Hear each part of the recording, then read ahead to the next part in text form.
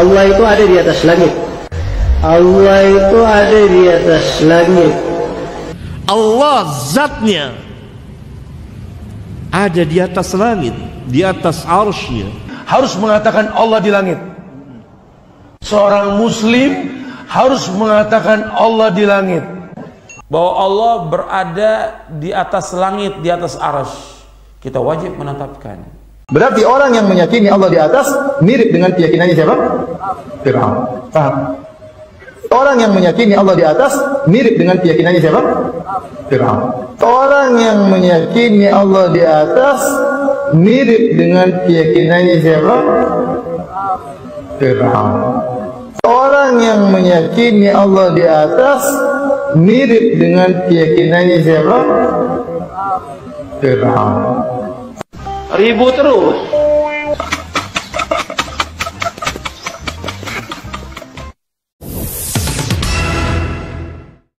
Lebih baik langsung.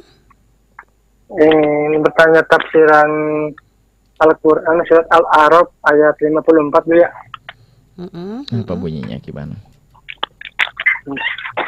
Yang artinya begini Bu ya. Yang sesungguhnya Tuhan kamu ialah Allah telah menciptakan lalu dia bersemayam di atas ars ya, yang maksudnya pertanyaan yang pertanyaannya yang bersemayam itu apa diam di ars bagaimana Bu ya? Ya syukran Bu ya. Baik. Assalamualaikum. Waalaikumsalam warahmatullahi wabarakatuh. Baik, silakan Bu ya. Baik, bismillah. Ini adalah namanya ayat-ayat yang mutasyabihat ya. Ya, karena ayat mutasyabihat ini sering hawa nafsu masuk di dalamnya. Sehingga kadang lupa kaidah-kaidah tentang keimanan. Pertama yang harus kita yakini bahasanya laisa kamitslihi syai'un.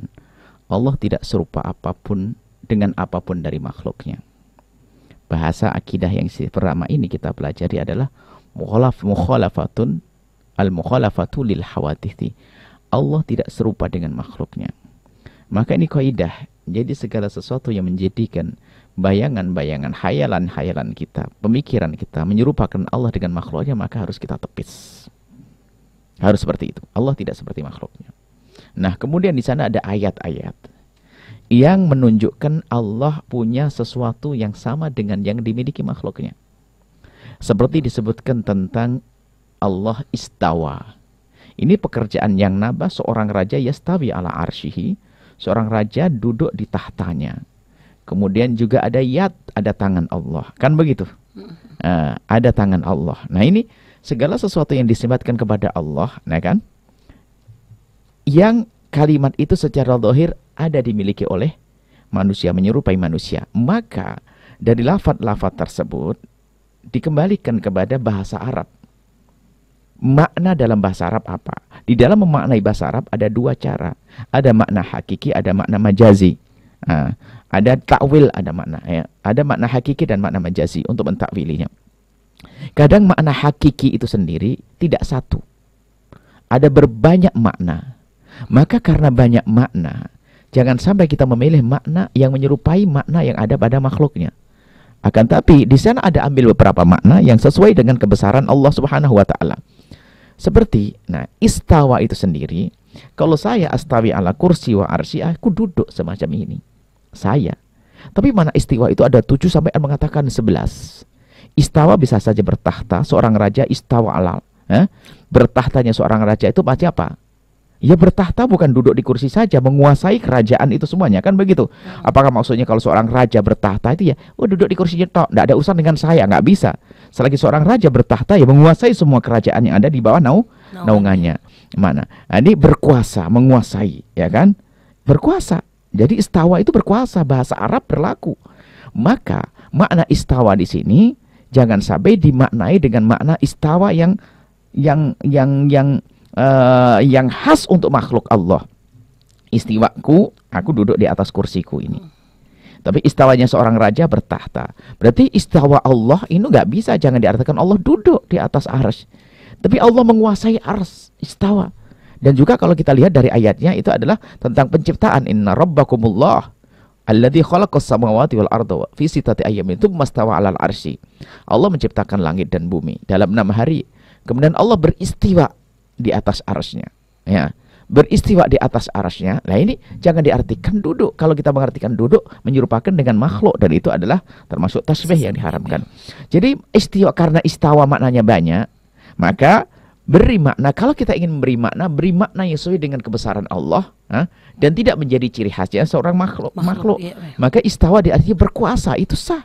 Maka dalam bahasa akidah lain, bahasa lain dari bahasa akidah adalah dengan 2 manhaj. Di dalam memahaminya itu akidah kita ahli sunnati wal jamaati asy'ariyati.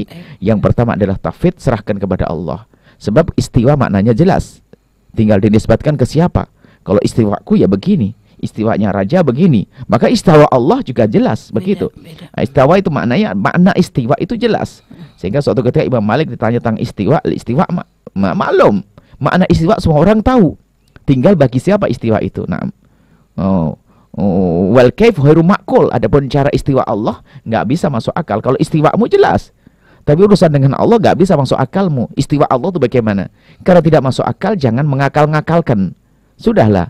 Terus gimana? Wa so'alu anhu bid'atun. Tanyanya sudah nggak benar. Tanya sudah nggak benar. Maka dari itu bagaimana? Para ulama ahli sunnati wal jamaati punya 2 cara agar kita tidak cerewet banyak bertanya. Namanya tafwid, bahwasanya Allah beristiwa dengan sesungguhnya.